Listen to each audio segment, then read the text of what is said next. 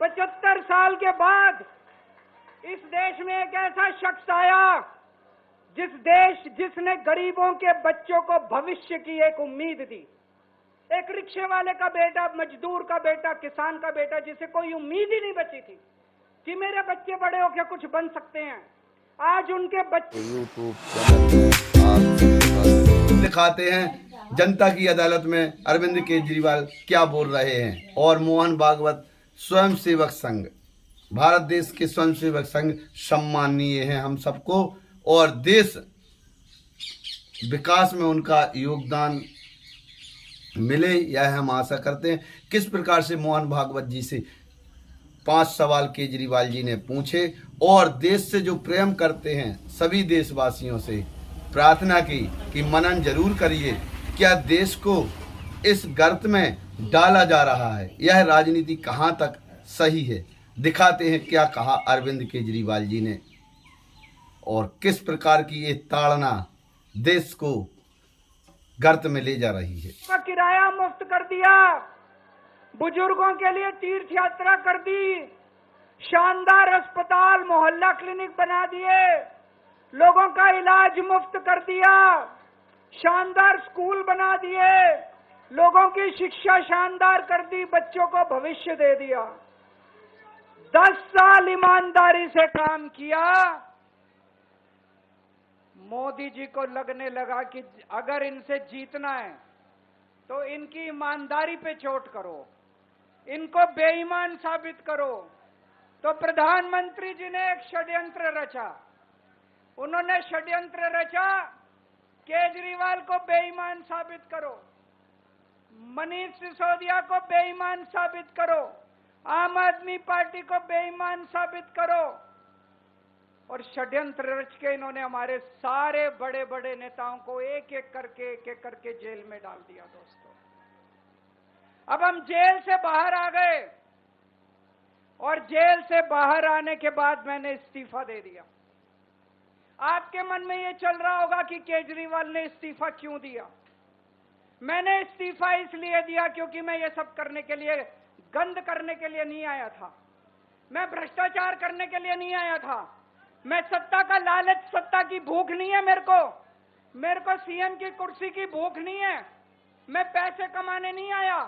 पैसे कमाने होते इनकम टैक्स कमिश्नर की नौकरी करता था, उस नौकरी में जितने करोड़ों रुपए चाहता मैं कमा सकता था।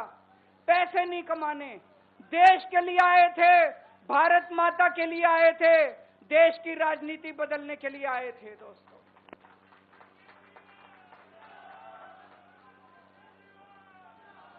इन नेताओं को फर्क नहीं पड़ता, इन नेताओं की मोटी चमड़ी है, इनके ऊपर जितने मर्जी आरोप लग जाएं, इन नेताओं को फर्क नहीं पड़ता। दोस्तों, मैं नेता नहीं हूं, मेरी मोटी चमड़ी नहीं है, मेरे को फर्क पड़ता है। मेरे पे जब ये कीचड़ फेंकते हैं बीजेपी वाले, मेरे को जब ये चोर कहते हैं, मेरे को जब ये भ्रष्टाचारी कहते हैं, मेरे को जब ये गाली देते हैं, मेरे को फर्क पड़ता है। आज मैं बहुत दुखी हूं, आज मेरी आत्मा पीड़ित है, मैं अंदर से बहुत दुखी हूं और इसीलिए मैंने इस्तीफा दिया। मैंने अपनी जिंदगी में केवल इज्जत कमाई है, मैंने अपनी जिंदगी में केवल ईमानदारी कमाई है। मेरे बैंक में कोई पैसा नहीं है, मेरी पार्टी के बैंक में कोई पैसा नहीं है, मैंने केवल इज्जत कमाई है। आज 10 साल के बाद जब मैंने इस्तीफा दिया है, थोड़े दिन में मैं सीएम का बंगला छोड़ दूंगा। आज दिल्ली के अंदर मेरे पास घर भी नहीं है रहने के लिए। मेरे को कई लोग कहते हैं कैसा आदमी है यार तू, 10 साल राजनीति करी, 10 साल सीएम रह गया, 10 साल में तो 10 कोठियां बन जाती, 10 घर बन जाते, 10 प्लॉट बन जाते। मैंने कुछ नहीं कमाया 10 साल के अंदर, केवल आपका आशीर्वाद कमाया, आपका प्यार कमाया है 10 साल के अंदर। और उसी प्यार का नतीजा है आज जब मैं घर छोड़ूंगा, मेरे पास इतने लोगों के फोन आ रहे हैं, इतने लोगों के मैसेज आ रहे हैं, जी मेरा घर ले लो, मेरा घर ले लो, मैं किराया नहीं लूंगा, मेरा घर ले लो। मैं आप सब लोगों का शुक्रिया अदा करता हूं। अभी श्राद्ध चल रहे हैं, श्राद्ध खत्म होने के बाद जैसे ही नवरात्रे शुरू होंगे, मैं सीएम आवास छोड़ दूंगा और आप में से ही किसी के घर आके मैं आपके साथ रहना चालू कर दूंगा।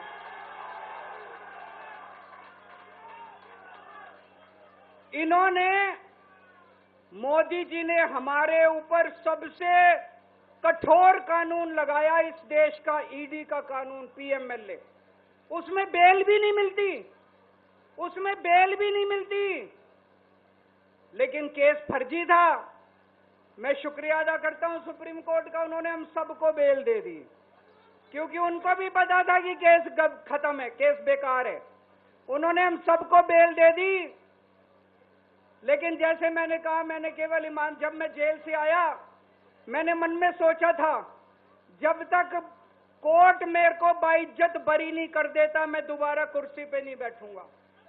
लेकिन मेरे को वकीलों ने कहा ये केस अभी 8 साल चल सकता है, 10 साल चलेगा, 15 साल चलेगा, ये केस का कोई भरोसा नहीं है, ये केस अभी बहुत लंबा चलेगा।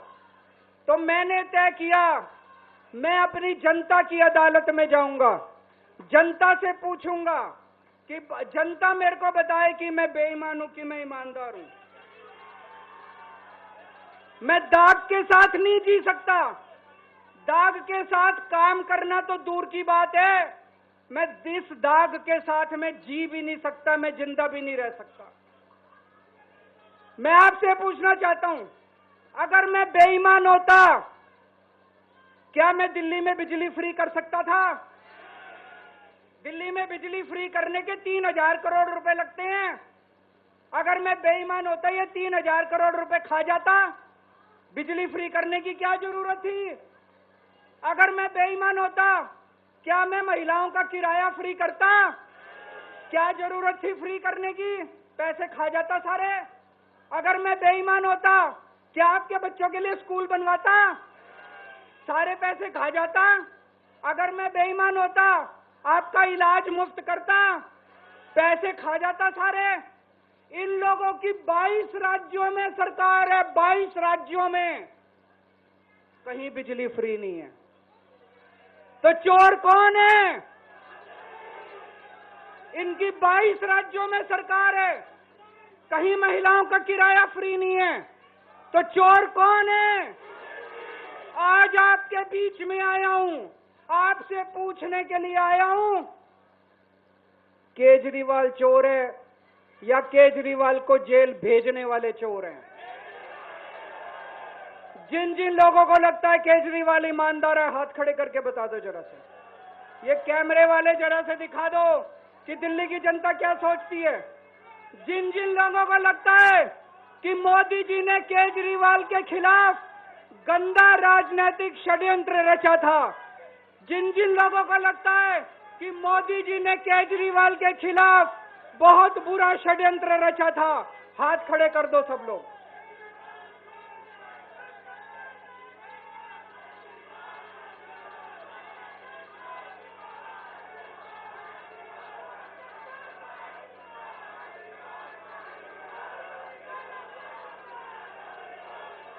एक बात और करना चाहता हूं आज आपसे।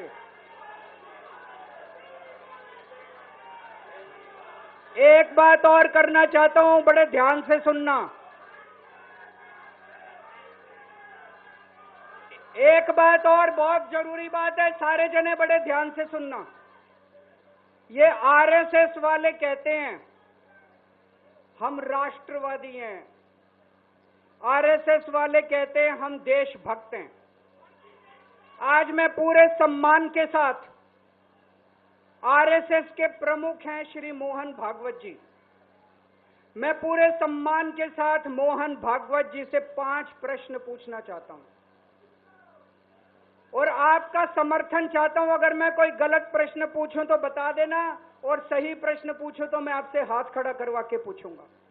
मेरा पहला प्रश्न है मोहन भागवत जी से, जिस तरह मोदी जी देश भर में लालच देके या ईडी और सीबीआई की धमकी देके, डरा के दूसरी पार्टी के नेताओं को तोड़ रहे हैं, पार्टियां तोड़ रहे हैं, सरकारें गिरा रहे हैं, क्या ये देश के लिए सही है? मैं मोहन भागवत जी से पूछना चाहता हूं, क्या आप नहीं मानते कि ये भारतीय जनतंत्र के लिए हानिकारक है? पूछना चाहिए कि नहीं पूछना चाहिए मोहन भागवत जी से? मेरा दूसरा प्रश्न है उनसे, देश भर में सबसे भ्रष्टाचारी नेताओं को मोदी जी ने अपनी पार्टी में शामिल करवा लिया। जिन नेताओं को कुछ दिन पहले मोदी जी ने खुद सबसे भ्रष्टाचारी बोला, जिन नेताओं को अमित शाह जी ने खुद भ्रष्टाचारी बोला, कुछ दिन के बाद उनको बीजेपी में शामिल करा लिया। मैं मोहन भागवत जी से पूछना चाहता हूं, क्या इस प्रकार की राजनीति से आप सहमत हो? क्या आपने कभी ऐसी बीजेपी की कल्पना की थी? पूछना चाहिए कि नहीं पूछना चाहिए मोहन भागवत जी से? मेरा तीसरा प्रश्न है मोहन भागवत जी से, बीजेपी आरएसएस की कोख से पैदा हुई है कि नहीं है? कहा जाता है ये देखना आरएसएस की जिम्मेदारी है कि बीजेपी पथभ्रष्ट ना हो। मैं मोहन भागवत जी से पूछना चाहता हूं, क्या आप आज की बीजेपी के इन कदमों से सहमत हैं? क्या आपने कभी मोदी जी से ये सब ना करने के लिए बोला? मोहन भागवत जी बताएं कि क्या आपने मोदी जी को ये सब गलत हरकतें करने से रोका कभी? पूछना चाहिए नहीं पूछना चाहिए? मेरा चौथा प्रश्न है मोहन भागवत जी से, जेपी नड्डा जी ने लोकसभा चुनाव के दौरान उन्होंने कहा कि बीजेपी को अब आरएसएस की जरूरत नहीं है। आरएसएस बीजेपी की मां समान है कि नहीं है? क्या बेटा इतना बड़ा हो गया कि मां को आंखें दिखाने लग गया? क्या बेटा इतना बड़ा हो गया कि आज मां को आंखें दिखाने लग गया? जिस बेटे को पाल पोस के बड़ा किया, जिस बेटे को प्रधानमंत्री बनाया, आज वो बेटा पलट के मां को अपनी आंखें दिखा रहा है। मातृतुल्य संस्था आरएसएस, आज वो बेटा अपनी मातृतुल्य संस्था को आंखें दिखा रहा है। मैं मोहन भागवत जी से पूछना चाहता हूं, जब नड्डा जी ने ये कहा तो आपके दिल पे क्या गुजरी, आप जरा बताइए इस देश को।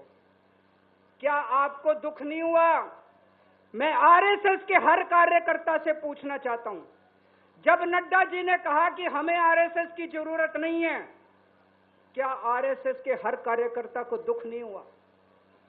मेरा पांचवा प्रश्न मोहन भागवत जी से मैं कहना चाहता हूं, आप ही लोगों ने मिलकर कानून बनाया था कि 75 साल के होने पे कोई भी व्यक्ति रिटायर होगा। इस कानून के तहत आडवाणी जी को रिटायर कर दिया, मुरली मनोहर जी जैसे बड़े बड़े नेताओं को रिटायर कर दिया, बीसी खंडूरी जी को रिटायर कर दिया, कलराज मिश्र को रिटायर कर दिया, शांता कुमार को और पता नहीं कितने लोगों को रिटायर कर दिया। अब अमित शाह जी कह रहे हैं कि ये नियम मोदी जी पे लागू नहीं होगा।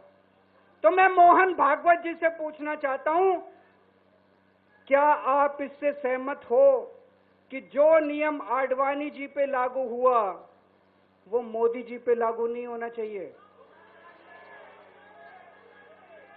आप ये पूछना चाहते हैं कि नहीं पूछना चाहते? पूरा देश आज मोहन भागवत जी से ये प्रश्न पूछना चाहता है। एक और बात रखना चाहता हूं, मैं प्रश्न के रूप में नहीं है। आज हमारे देश के अंदर शिक्षा व्यवस्था का बहुत बुरा हाल है। जिनके पास पैसा है वो अपने बच्चों को प्राइवेट स्कूलों में भेज देते हैं, जिनके पास पैसा नहीं है वो मजबूरी में सरकारी स्कूलों में भेजते हैं। 75 साल के अंदर सरकारी स्कूलों का बेड़ा गर्क कर दिया हर सरकार ने इस देश के अंदर। लेकिन ऊपर वाले की कृपा है कि ऊपर वाले ने इस देश को एक मनीष सिसोदिया दे दिया। 75 साल के बाद इस देश में एक ऐसा शख्स आया जिसने गरीबों के बच्चों को भविष्य की एक उम्मीद दी, एक रिक्शे वाले का बेटा, मजदूर का बेटा, किसान का बेटा, जिसे कोई उम्मीद ही नहीं बची थी कि मेरे बच्चे बड़े होकर कुछ बन सकते हैं, आज उनके बच्चों को अच्छी शिक्षा देकर मनीष सिसोदिया ने उनको उम्मीद दी है।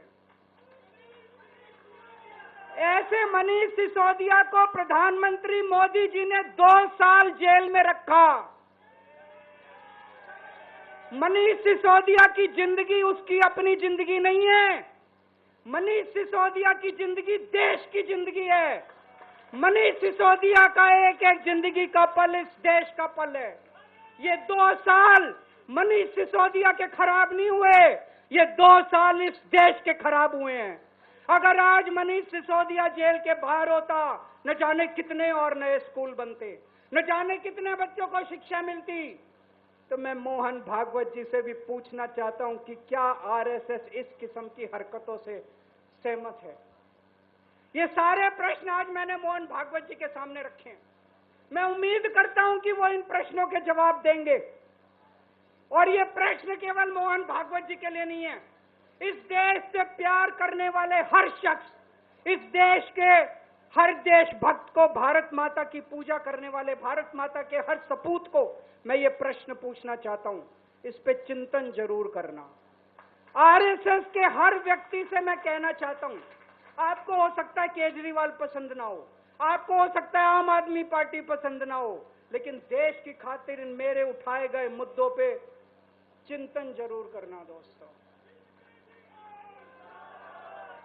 ये आने वाला चुनाव मामूली चुनाव नहीं है। ये दिल्ली का आने वाला चुनाव केजरीवाल की अग्नि परीक्षा है।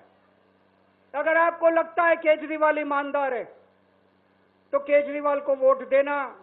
अगर आपको लगता है केजरीवाल बेईमान है, मुझे कतई वोट मत देना।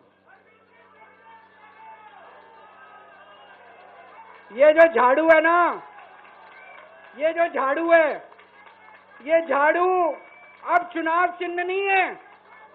ये झाड़ू चुनाव चिन्ह नहीं है आम आदमी पार्टी का। ये झाड़ू आस्था का प्रतीक है। जब एक आदमी वोट डालने जाता है और झाड़ू का बटन दबाता है तो अपनी आंख बंद करके पहले भगवान का नाम लेता है। झाड़ू का बटन दबाता है तो वो मन में सोचता है कि मैं ईमानदारी का बटन दबा रहा हूं। झाड़ू का बटन दबाता है तो वो ये सोचता है कि मैं एक ईमानदार सरकार बनाने का बटन दबा रहा हूं। इस झाड़ू का बटन तभी दबाना अगर आपको लगे केजरीवाल ईमानदार है, नहीं तो इस झाड़ू का बटन मत दबाना दोस्तों। भारत माता की।